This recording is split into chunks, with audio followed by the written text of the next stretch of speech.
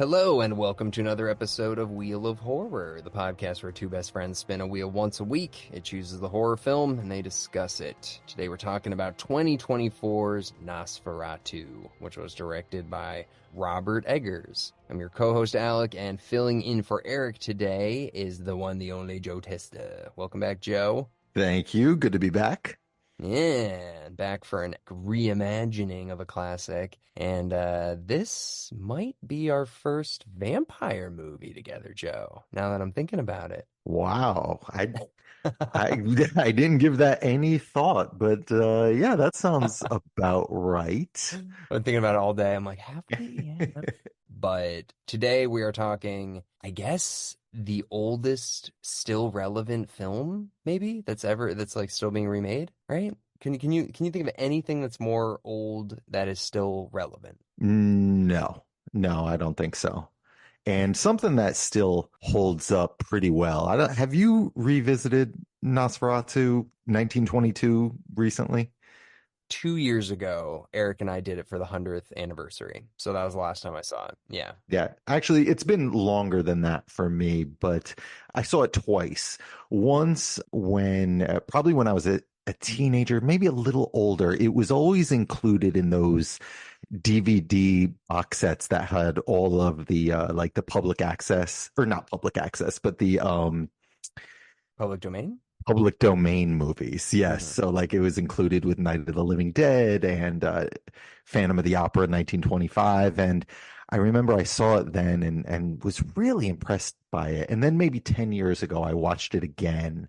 And yeah, I think it holds up so well. How about Nosferatu 1979? Have you seen that one? Oh yeah. So actually that episode's coming out a couple weeks before this one. So yeah, I covered that in the summer, the 79 version, and dude, I love that one. The Werner Herzog one with Klaus Kinski, like, woo, very good. What'd you think of that one? Yeah, I like that quite a bit. I saw that just once, but in a theater. Oh yeah. Yeah, I saw it in kind of a revival theater in New York, maybe, I don't know, 4 or 5 years ago. So I'll say this, and I was really impressed by it, but I've only seen the Nosferatu movies, like the original a couple of times, the 70s version once. So I would say I'm a casual Nosferatu fan, Yeah. but a huge Dracula fan. Right. Like especially Bram Stoker's Dracula, the Coppola version is a favorite of mine, and I saw that in theaters as a kid, and it was kind of my introduction to gothic horror, like classic monsters. That continues to be a favorite of mine, and the Bela Lugosi version, the Christopher Lee version, I've seen those many, many times. So I come into this recording as more of a Dracula fan, but it should be said, if anyone's listening and doesn't know, Nosferatu was originally a retelling of Dracula, only done without getting the rights, and that resulted in legal action. And you could look all that up. Yeah, I love that story. Well, I don't love the story, but it's very interesting that they made them destroy all the copies of Nosferatu, and the only reason it exists today is because like bootleg ones that people found that weren't destroyed. Because yeah, that isn't that kind of crazy? Like if somebody sues you, you have to destroy all evidence of the thing that you made. Like that seems insane. Yeah, and thank God that they didn't get to all of them, or else this would be another lost film. And there's so many from the silent era. There's a famous vampire movie with Lon Chaney Sr. called London After Midnight, and that's gone. As far as we know, there's no surviving copies. Only photos exist. So I can't imagine if that would be horrible if that happened with Nosferatu. I know. No, you're right. There are probably so many we will never even know about. Even stories that not like the one you just mentioned, like that literally we just never will hear about. I will say though, like my introduction to Nosferatu was in books when I was a kid, like books on horror movies, and I came across these photos that are just like burned into my brain, these images of the actor Max Schreck as the vampire. I mean, that image is still probably some of the scariest stuff in horror history. Mm. Yeah, it's so iconic and not even just iconic. Like it makes you question if it's real or not. It Mhm. feels like it's from like like the Bible or something. It's so old. You're like, I can't tell. It makes me think of the film The Shadow of the Vampire. Have you seen that one? Absolutely. I saw it in theaters. There you go. We'll definitely cover that one too because I want to do a full Nosferatu series episode. But that movie, it's so interesting because it plays with that. Like, is Hmm. Max Schreck actually a vampire? Is he not? So people have been thinking that, I mean, obviously that's a fictionalized retelling of the making of this film, but people have been thinking how primal fear that image instills in people of something from 1922 and it still holds up. So I love that movie that kind of explores that idea. Is like, is this actually a vampire or is it just an actor who's creepy? And we'll never know. Yeah, that's the great thing about movies from that time is there's so little, so much has been lost to time. Like I don't know what Max Schreck did outside of Nosferatu. He Right. might as well have been a vampire. And when you see those images of him, it's like I can't even, so many movies you could say, oh, even as great as like the Boris Karloff Frankenstein makeup is, you could kind of see where the makeup ends and the person begins. Like when you look at Nosferatu, I mean, that might as well just be a monster. Right. And the thing is like because their sound and because they were able to, have a film that would stay on Boris Karloff for longer, you could start to pull it apart a little bit. But the Yeah. Nosferatu, it's like you get quick shots. And Hmm. it's kind of like how I always use this as an example, but An American Werewolf in London, the scene of him getting chased in the London tube or whatever, Yeah. so effective because you barely see anything. And nowadays, it's just full blown CGI. You see everything, and you're able to be like, "That looks like shit." But if they don't, or Jaws or whatever, so the original one just gives you enough where you're like, "I don't know if that's real or not." Like I don't see enough of it to be able to pick it apart in my mind. Yeah, absolutely. Yeah, very long-winded way of saying that, but but yeah, so okay, so I'm in good company here with the story of Dracula and obviously the Nosferatu films. And yeah, I mean, that's the thing. It's like watching this movie specifically, I knew all the plot points. So it was just kind of Mhm. like getting into like a bed and just being like, I know this. I'm comfortable with this plot and nothing's gonna really shake me up. There's one thing that I have a question for you later we'll get into, but overall, I knew what to expect for the most part, story wise. Mhm. But I guess let's just do this. Let's just do this. What do you think of Nosferatu 2024? First impressions and just before everything, Joe and I saw this in theaters. You only saw it once, right? Yes. Okay, so I've only seen it once. He's only seen it once. It's been a couple weeks, so we're gonna do our Mhm. best to remember everything. It's tough to do these episodes where we don't have access to, pausing it, rewinding it, watching it multiple times. So bear with us. We're gonna do our best for, only seeing it once in theaters a couple weeks ago. But anyways, what'd you think, Joe? Yes, I definitely wished I had another viewing, and I would have happily gone into another viewing. So, just to preface, this was probably my most anticipated movie of the year, Mm, and I would say I really enjoyed it. I loved a lot about it. It's not a complete home run for me, which is fine. But yeah, I mean, there are things about this movie that I'm just in love with, and I look forward to seeing it again.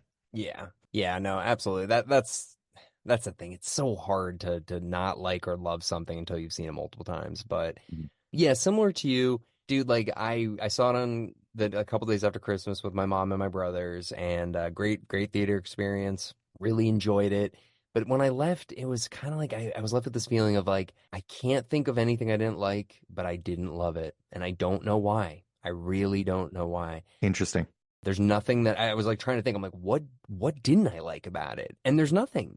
Yeah. Like, it's incredibly shot, incredibly acted, incredibly authentic, scary, atmospheric. The music's great. There's literally nothing wrong with this film, but I still didn't love it. Yeah. Well, for me, I'd say I walk out of every Robert Eggers movie kind of feeling that way. And I don't know if you've felt that way. I actually haven't seen The Northman. No, me neither.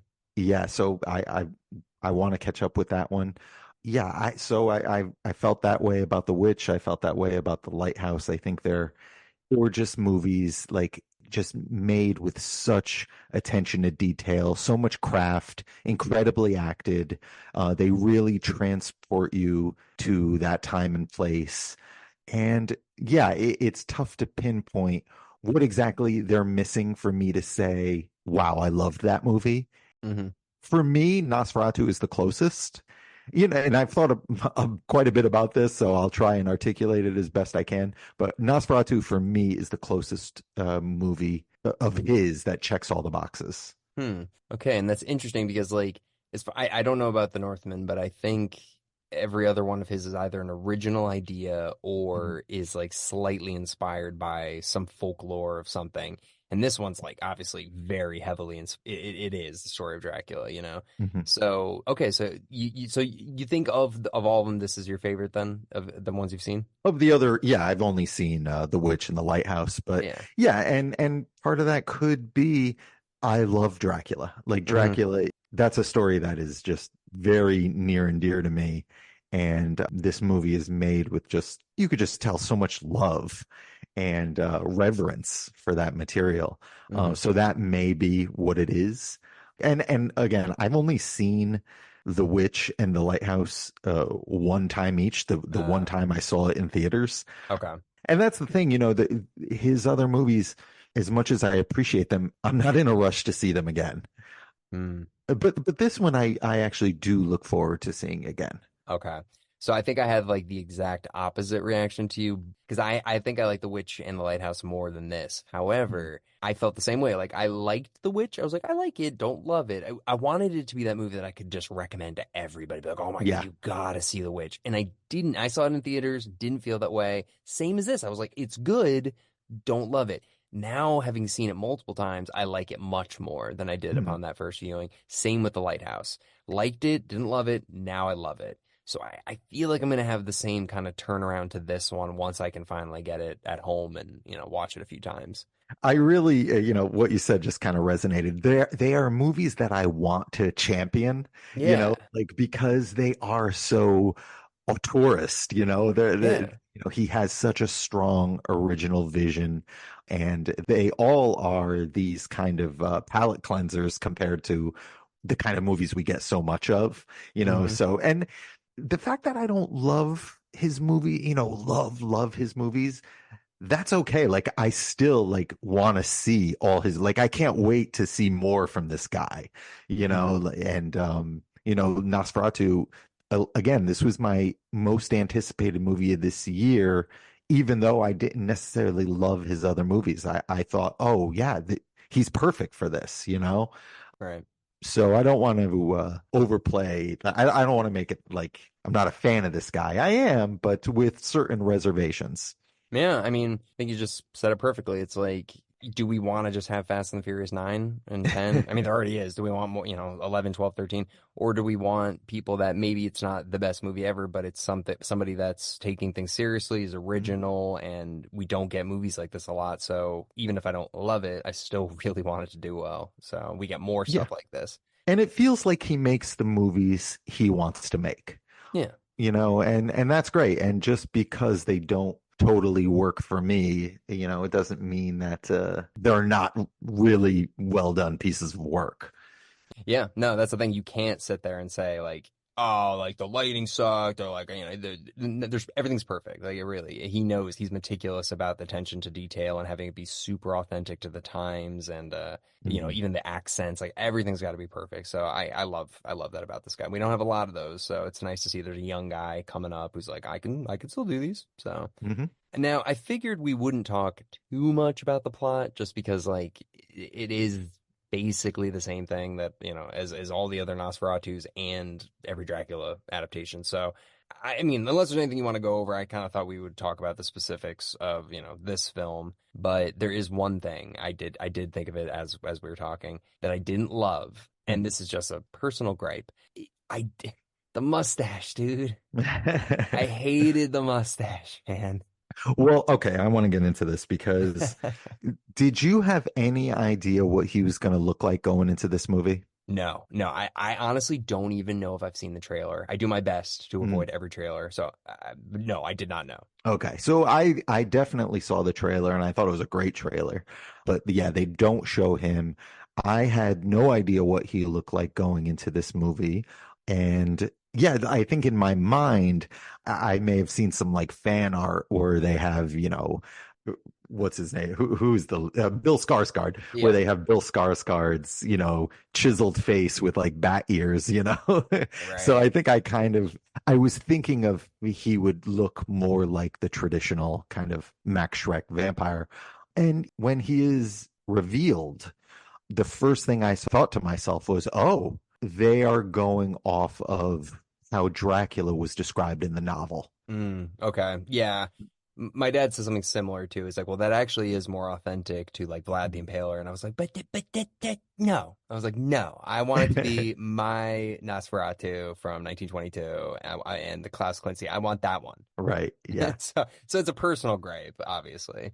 Yeah, no, fair enough. I went into this movie pretty blind, with the exception of the trailer, but I've seen lots of little featurettes with Robert Eggers since I watched the movie, and yeah, he does say that the inspiration were like the old paintings of Romanian noblemen like Vlad the Impaler, and I will say it wasn't an issue for me. I'll say that. No, good, honestly, because like when I walked out, I was like, I hated the mustache, and then of course that Sonic the Hedgehog 3 like posters right there, and I'm like, he looked like Dr. Robotnik. He looked like fucking Jim Carrey in the Sonic movie. But yeah, that's my only gripe. I did actually like the comb over thing because I'm like, okay, like he's supposed to be like a really decrepit human, like I get that, but what is he fucking shaving? And it's like, no, no, keep the mustache. Like I don't know, I didn't love that. But all that being said. Bill Skarsgård nailed it. The voice was, it was like if Darth Vader wasn't a robot. Like it was so like smoky and just gross and guttural, and like he nailed that. Like he was fantastic. All the acting was amazing. I can't think of one person that was like, even Lily Rose Depp. She's good. Mhm. Yeah. Yeah, I agree. Absolutely. And yeah, I thought his voice was incredible. Apparently he worked with like an opera singer to achieve that. And there was no digital trickery apparently with his Wow. voice. And yeah, like I liked, I'll say I had no issue with the choice of going more Vlad the Impaler or Dracula from the novel, going more in that direction than the more like horrific Max Schreck look. Yeah. But at the end of the day, I don't think this will be this image, this version of the Count. I don't think it will be as iconic looking for sure. But I'll say I didn't mind it. I think it's tough to try and do that again, that Nosferatu look, because it's also been done in Salem's Lot, and we just got Yeah. another Salem's Lot last year. I think maybe going in another direction. I'll say I don't blame them. Yeah, I get it. It kind of felt like if the Joker, like in the Dark Knight series, where they're like, all right, we're gonna make him like real. Like this is what he would really look Right. like. Yeah. And like they pulled it off. He's creepy. And they also Mhm. did a good job of like not showing him much. I mean, he's like always in the shadow, basically, for like Mhm. a lot of it. You do see the eyes one time, which is pretty good. But Mhm. overall, yeah, I mean, they kept him pretty, the whole atmosphere of it just kept his presence was creepy. You didn't even need to see everything all the time. Yeah, it was interesting after being so familiar with so many interpretations of Dracula. It was interesting seeing the Count with no sex appeal whatsoever, Yeah. you know? And, what occurred to me while I was watching the movie is like, oh, Robert Eggers, he's going back to like vampire folklore, before kind of Hollywood got its hands on Dracula and made him. I mean, he's this way in the novel too, but super sexy and very charming. He's going back to like the earliest vampire stories where they had more in common with zombies than Hollywood's version of vampires. Like I remember reading in, who knows, maybe a book or maybe it was a documentary, that the stake in the heart originally that was meant to the thought was that these people were going to get up from their grave. So they put the stake in their heart to keep them there. It wasn't this magic, destroyer of vampires. It was just to keep them in their graves. Mm. I remember getting that from I don't know, some source. But that's what I was thinking of while I was watching this movie. I was like, oh, interesting.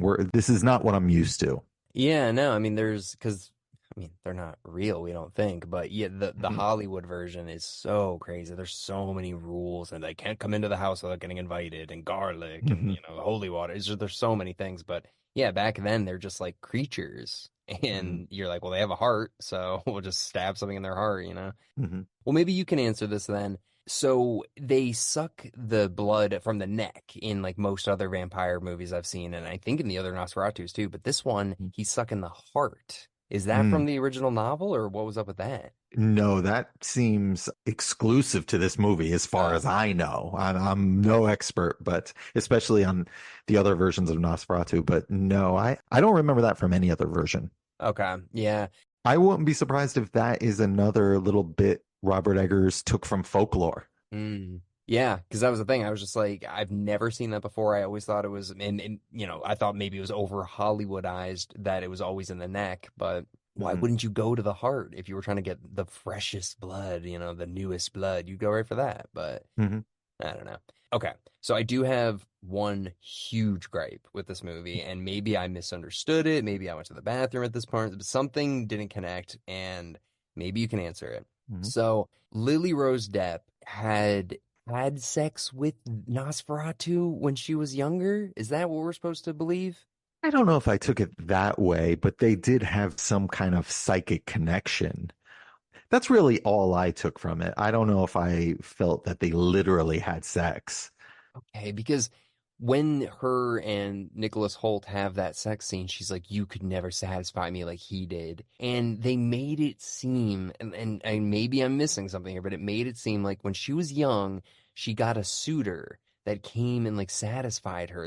I thought she told Nicholas Holt that or whatever, and it's like haunted her ever since, and that's why she's been so like melancholy and stuff. And then she says to Nicholas Holt, "Well, you could never satisfy me like he did." And that's when he like freaks out and rips off her pants and just like thrusts into her aggressively. Okay, so maybe I'm totally making that up, but it made it seem like she had like slept with him like before, and it was like set up. Well, these kind of fits that she has throughout the movie, these kind of exorcist like spasms, Yeah, they do seem sexual. So to me, yeah, they do have this psychic connection that to me it just isn't literally sex, yeah. but they do have a connection that is somewhat sexual. Yeah, to me it's just not literal. Okay, because and correct me if I'm wrong, but I thought in like every other version and in the 92 version, it's like he sees the locket and it reminds the vampire of some former lover that he had had, and it's like maybe Mhm. she's a reincarnation or it just looks like her or whatever, and that's why he wants her. This one made it seem like they had already had some sort of relationship before any of this. But isn't that's what happens in the old ones, right? As far as I remember, that is unique to this movie. That the fact that the vampire and Ellen have a previous connection, at least in the Nosferatu movies, Yeah. I'm pretty sure that is new to this version. Okay. And then the Dracula movies, that's its own thing. Yeah. They play with that in different ways. Okay. But yeah, I mean, I get like it does open with that prologue, right? Where he's in her window. Yeah. So yeah, I mean, maybe I'm wrong. Maybe there was, you know, sex, but I took it as, yeah, just kind of a mental connection. Yeah, dude. I mean, seriously, I Mhm. totally could have been like ODing on popcorn and soda, so I don't even. But that's why I want to see it again. Yeah, absolutely. And to me, like this movie just kind of puts you under its spell, especially early on. I am just kind of almost hypnotized by these incredible visuals. Like I'll say, from the opening credits until maybe Thomas's escape from the castle, this movie could do no wrong to me. I am just it's everything I wanted it to be. Like it Mm. is just so visually spectacular.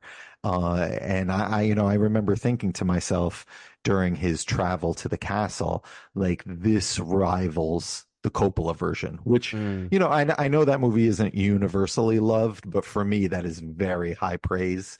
And, and I'm not saying the movie falls off a cliff, but I will say early on that, I'm just kind of spellbound by it. Yeah, I want to see it again, but I think I Mhm. might like this one more than the Coppola one. I like the Coppola one, but dude, like the acting is so bad from Mhm. Keanu, and it like there's certain things that just like actually detract from that. Overall, like Gary Oldman's amazing, set's amazing. Yeah. It's a great film, but this one felt more real. Oh, definitely. I mean, that's the thing. That's the thing, like going into that Coppola version. It's like an opera, Yeah, like yeah, this yeah. is a very grounded kind of like, I don't know if fairy tale is the right word. I've heard, Robert Eggers use that word and I understand what he means. But yeah, this does feel much like his other movies, just very grounded and, kind of steeped in folklore. And yeah, that Coppola version, I think something I love about it is it's just swinging for the fences the whole movie, and I could totally understand if you're not going for it the whole way. See, exactly. Some things I love, Hmm. like dude, Yeah. the poster is one of my favorites of all time. Like I Hmm. love that stone Dracula face. And Yeah. there's amazing parts of it, but yeah, Hmm. I think this one just yeah, it just felt a little bit more real. I mean, yeah, and the casting choices. I mean, I definitely believe Nicholas Holt as kind of a stuffy, European real estate lawyer before Keanu Reeves, for Yeah. sure. Yeah. Yeah, but right in the beginning, like where you're just mentioning the intro scene where Nicholas Hoult gets to the castle, man, the only other movie that has made me feel like that, I guess there's two, but 2001: A Space Odyssey, the ending, and Midsummer, but this movie too, it felt like I was on psilocybin mushrooms just watching it. Like when the statue face, like in the fireplace, like turns towards him. That is exactly what it's like to be on shrooms. Like you're like, I think I just saw something move. I'm pretty sure, but I can't 100% tell because the lighting's a little weird. Mhm. That nailed it. I thought that scene was so creepy, and his, shadow and the way he was just so commanding and just like you can't say no, but you every ounce of you wants to say no. I Mhm. really like the tension in that scene. Absolutely. I mean, that portion of the Dracula story has always been my favorite part of the story, or one of my favorite parts from the novel, to a lot of the movie versions, the journey to the castle and what happens in those early scenes at the castle. It's just, I love that stuff. And this movie does it about as well as it can possibly be done. Yeah, no, literally. And the one scene, the boat scene is always really cool, but have you seen the last Demeter or Demeter? Have you seen that one? The Last Voyage of the Demeter. Oh, that's it. Yeah, have you seen that? Yes, I saw it in theaters. Was it last year, I think, or the year Yeah. before? Yeah, I did see it. How was it? I thought it was pretty good. And that's another movie that has the very kind of traditional Nosferatu creature look for Hmm. Dracula. Another reason maybe this movie decided to go in another direction. Yeah, I think it's pretty good. Like if you really like the kind of gothic period piece Dracula, like I do, I mean, I'm such a sucker for that. I think you'll find it enjoyable, but yeah, it's pretty good. Yeah, because I just like this movie kind of brushed over the boat scene a little bit. Like it definitely had it, Mhm. but I'm like, damn, they stretched that out into a whole like 90-minute movie, just the boat scene. And I don't know. I wondered if they could have played with it a little more in this, but it was still very good. And it made me wonder, I don't know if you know I don't know anything about the behind the scenes, but do you know, was there any CGI in this movie? Yeah, I know there was a little bit. Like I think I saw in one of those featurettes the moment of the shadow of the hand going over the city. No, that's my favorite shot. No. Yeah, I mean, I don't think Eggers is one of those filmmakers where CGI is completely out of the question. Hmm. I think if he can do it practically, he'll do it, but I think some things just have to be done a certain way. But, the fact that you're asking the question shows that it was done with care. There's no, speaking of the last voyage of the Demeter, Like there's so much of that movie that feels like a video game, Yeah, yeah, exactly. and it just kills it for me. Whereas this, I'd be hard pressed to tell you what was CGI and what wasn't. I know, because I was thinking the boat might have been, but then yeah, then Mhm. there's a lot of castle shots that I'm like, well, maybe it was a drone, maybe, I don't Mhm. know. Well, I do know a lot of that castle stuff. I think some of the interiors were an actual Romanian castle, Okay.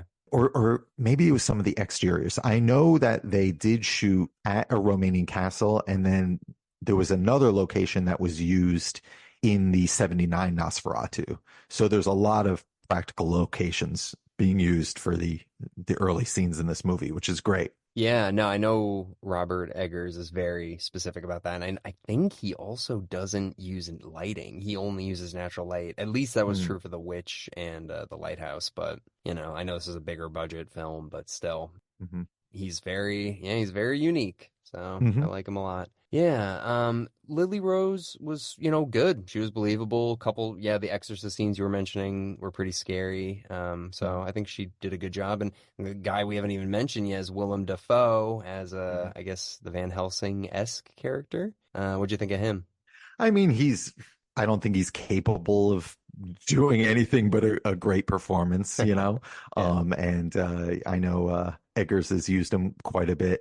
I will say, I don't think this was a tremendously memorable role. Yeah. As far as Van Helsing's go, and maybe that's just me again thinking about the Coppola version and Anthony Hopkins. But I mean, I think he did really well with what he had, but I don't think I come away from the movie thinking too much about him. Yeah, I know. I feel like I've seen this character or something adjacent from him before, but yeah, he did a good. I mean, Mhm. everybody did fine, but No, absolutely. And I don't know if you've heard any stories about Eggers. I think this was supposed to be his follow-up to The Witch. So like oh, this was in some form of production like 10 years ago. okay. And at that time, I think Ellen was going to be Anya Taylor-Joy and Bill Skarsgård was, I think, going to be Thomas. Okay. And then when it came back around, Nicholas Hoult was cast and Robert Eggers approached Skarsgård for the Orlok part, which was interesting. So yeah, we could have gotten a very different movie, at least in the casting, Mm, a decade ago. yeah.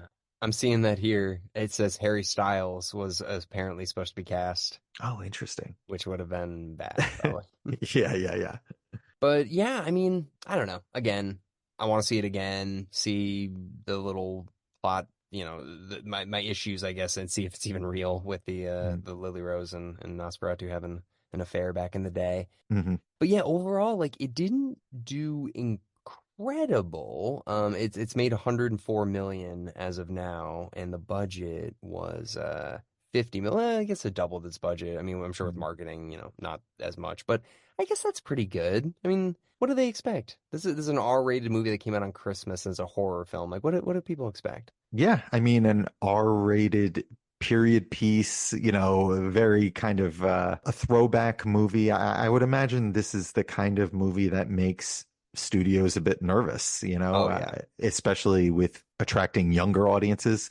So I do feel like there was buzz about this movie. At least, we're in LA. I don't know about you, but I saw advertisements for this movie all over town. So they seemed pretty confident in it, which is great. I'm glad that this movie got kind of an event release. Hmm. I could definitely understand being nervous to present this movie to everyday audiences, mainstream audiences.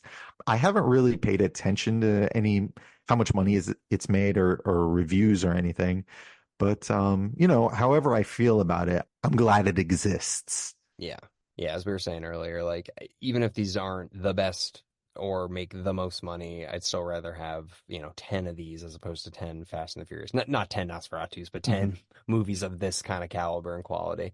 Yeah, and coming out of the movie, and I did enjoy it, but I did kind of like you. I wondered to myself, what is it that I felt it was missing. And it is a very difficult thing to articulate. And I do feel that, with a running time over 2 hours, Mm, that the movie just started to feel a bit one note is maybe one way I could put it. And I may yeah, have felt that way about some of his other movies where they do just start to feel a bit kind of one note. I don't know how many more kind of freakouts from Lily Rose Depp I needed.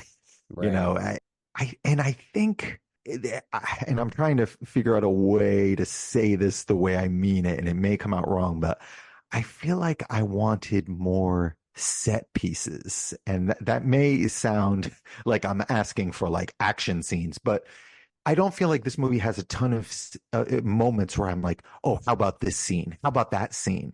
Like, I feel like with Coppola's Dracula, and again, I hate to keep comparing it to that, No, but yeah. there are so many moments in that movie. I could say, I could say the scene with Lucy where they, behead Lucy, or where he becomes the bat, or there's so many moments in that movie where Mm. I don't feel that way with this movie. I feel like it's gorgeous and well acted, but I don't feel like it has moments that if I'm like clicking around on YouTube and I see like 5 minutes, I'm like, oh, I need to watch that scene. Does that make sense? Yeah, it does. Because I think like the color of this film is kind of similar. It's Mhm. always like Yeah. drab and dark. And Hmm. yeah, the only things that I can think of are like a little bit different is obviously the castle, the like gypsy village. I mean, the town streets all kind of blend together. A lot of it's in like dark rooms, like small dark rooms. Hmm. But yeah, I mean the Werner Herzog one. I mean, dude, I said it on the last podcast when I did it with Andy, but like every single shot looks like a picture book or like a painting. Like it's so vibrant, and the original one is just iconic because it's been around for so long and it has so many like just iconic shots. Hmm. But I do know what you mean though. There's not a lot that you could like. It would be tough to be like, oh, this is like two-thirds of the way into the movie if you just saw like a Hmm. still shot of it, or Yeah. like to place where in the film it was. I don't know if you saw these ads, but around town there were all these posters for the movie, and they had the cast members, and they had like glowing eyes. It Hmm. was a really interesting advertising campaign. And what I thought they were trying to communicate with these ads was that these people were going to become vampires. Like they Oh. had a poster with Lily Rose Depp and William Dafoe and Aaron Taylor Johnson, and they had these kind of glowing Salem's Lot eyes. And what I thought was, oh, these people are going to become vampires. And then I was like, oh, this is like a completely different take on Nosferatu. Like, because nobody gets turned, I don't think, in the other, like, that's a very kind of Dracula thing. Like, in the other versions of Nosferatu, I don't think anyone gets turned. No. So I did kind of think this was going to go in a very different direction based on those posters. And I thought Aaron Taylor Johnson's wife, I forgot what her name is, but she's essentially the Lucy, she's the friend of the female lead. Yeah. I thought, there's that scene where he goes to visit his family after they're killed in the crypt. And I thought she was going to come back. Mm. So that led to, I would say, a little disappointment, just because of my own expectations. Maybe that would have been too B movie, just kind of B movie schlock. And Robert Eggers doesn't do that. So Yeah. I think at times I was just kind of maybe hoping for something a little more lively. Yeah, it's interesting. I don't think I saw that poster, but Mm. yeah, I feel like if it went that route, then it would have been them having to deal with the vampires and then figuring out if we kill Nosferatu, they'll all die. It would have been like a whole in a movie that's already pretty long. It's a completely different movie. But the thing is, the idea of that, like of them all being, vampires or whatever, might not be that because I think this movie it's saying two things. It's like the plague has come, but also the vampires come and brought death with him, and the plague is death or Hmm. whatever. So maybe it's like everybody's infected with the plague. I don't know what Hmm. they're trying to do with this, but I will say, and I've only seen the Herzog version once, but the stuff with the rats and the oh plague yeah, in that version is like that stuff is haunting. Like that, oh, I remember that's what I remember most about that movie. they use real rats in that, like Oh lots yeah. of real rats. Yeah, Hmm. no. Yeah, that movie you can't screw around. Back in '79, you Hmm. can't have fake rats. So Hmm. Yeah, but it's hey, listen, they have yet to screw this up. I mean, of the three Nosferatu films and Shadow of the Vampire, they're all great. Hmm. So they're different to a degree. I think the one thing that I'd said to Andy is like from 1922 to 1979, there's like it's a world of difference with what you could do. I mean, just color, sound, like those things not even existing really, and then having those, that's so big. But from 1979 to 2024. The only huge difference would be CGI, which gives you a lot of abilities to do things, but I don't know. I mean, what do you think? Do you think from 1922 to 1979, there's a larger jump in cinema compared to 79 to 2024? What do you think? Mm, probably 22 to 79, I'd say. I mean, you have sound and color and lots of innovations in special effects. I'd say that's probably the bigger jump. Yeah, I mean, obviously CGI is huge, but Mhm. it's almost like it showed its hand very early. It's like, oh, okay, you can do anything with this basically, and it might look good, it might not look good, but you can do anything. Where Mhm. with film before CGI, it's like we had to be very creative to trick the audience, and Yeah. there Mhm. you wouldn't know. You would be like, how did Mhm. they blow that guy's head up? It's like today, it's like, oh, they just typed it into a computer, but back then you're like, I actually don't know how they did that. And, and I hate to bring this movie up again, but the Coppola version only used like in-camera special effects that were available like when they made Nosferatu. Oh, So okay. that's another reason why I'm in love with that movie. It's just That's like cool. everything was done like in camera. That's just, that was what Coppola wanted to do. Just one more reason to praise that movie. Oh yeah, dude. No, I get it. Well, Joe, you got any last minute thoughts here on Nosferatu? Well, I'll just say that, like I said, this was my most anticipated movie of the year. I really wanted to see, a new kind of iconic retelling of Dracula. Like I said, that story is near and dear to my heart. I feel like we haven't gotten a really great one in over 30 years. There have been other decent ones like we talked about. There's The Last Voyage of the Demeter. There was even Renfield last year, which I didn't see. Oh yeah. So we've gotten no shortage of Dracula movies, but I was looking forward to seeing one that hopefully could stand alongside the great ones like Coppola, Bela Lugosi, Christopher Lee, the original Nosferatu, Herzog. And I really do, even though this movie isn't, a grand slam for me, I do believe that this is a great Dracula movie. Yeah. No, I totally agree with everything you just said. And just really quick before we wrap up here, it's so weird because like this movie was made with the intention of there being no sequel, and like it's Mhm. so rare to have that nowadays where it's like we know this film is going to end. There's not going to be a Nosferatu 2. Even if Mhm. this movie made $1 billion, we can't, there's no way this story can continue.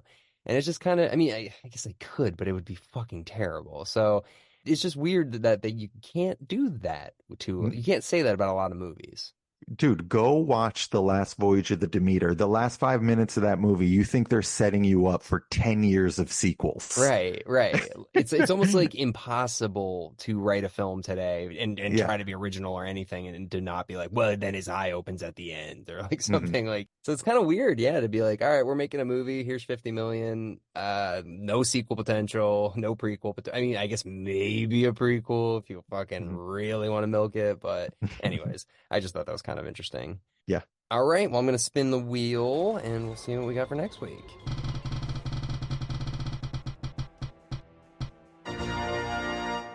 The Babysitter. Okay. I have no idea what this movie is. Have you ever heard of this? If it's what I think it is, I think it's a Netflix movie, and I did something I never do. I shut it off after about 10 minutes. Perfect. All right, Eric, thank you for choosing this. We'll say. All right, Joe. Well, thank you very much for joining me for Nosferatu today. Really appreciate it. Thank you. It was a pleasure. All right, man. And I will see you all next week with The Babysitter.